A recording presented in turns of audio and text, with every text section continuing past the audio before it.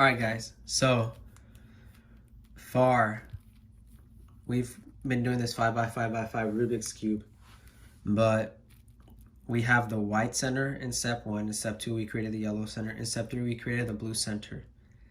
So in step 4 we're going to go ahead and create the orange, green, and red center in that order. Orange, green, and red. Now it's just a matter of picking which side would be orange. Would it be this side or this side? And this is where having a 3x3x3 Rubik's Cube would be very helpful. So when you have white on top, blue facing you, and yellow on the bottom, towards the right hand side is orange. So we're gonna pick orange as our next center. So what we're gonna do now is we want it towards the right hand side of the blue. So what we're gonna do now is we're gonna go ahead and have our blue be our front face. We're gonna just twist this cube a little bit, have our white be towards the left, yellow be towards the white, and we're gonna start creating this orange center. So starting with the center piece, with the center bar. I mean, it's good that we already have this edge bar form, but the center bars always come first. It just makes it more efficient. So now what we're gonna do is we're gonna slide this bar down. Let's give it a little 90-degree twist. Slide it right back up. So now we have our center bar.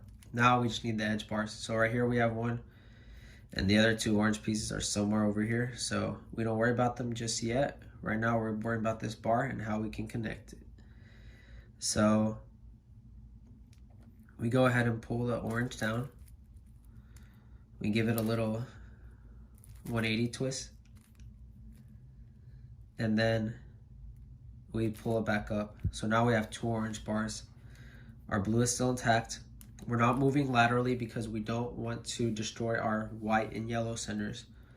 So now we're gonna form the last bar. So how do we do that?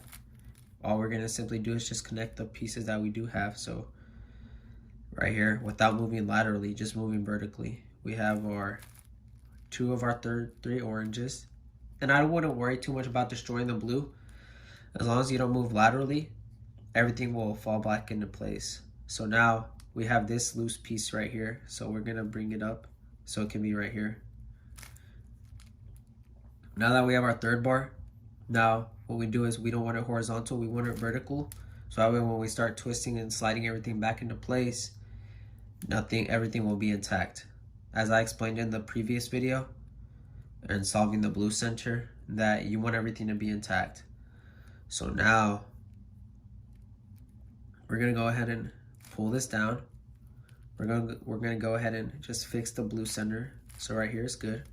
And also simultaneously we solve for the orange center. And if we hadn't solved for the orange center, which I can do real quick, this is how we would do it. So right here we have our orange piece that we want over here. Now instinctively you might think it'll be easier to just pull it down this way, but in doing so you're destroying the blue center, so that's not going to work. What does work is lining up the two orange bars as I've explained in previous videos. Go ahead and pull the orange bar down, create give it a 180-degree twist, so that way you're making room for this space right here to be occupied by this bar. And when we pull this bar, the blue is intact, the orange is intact.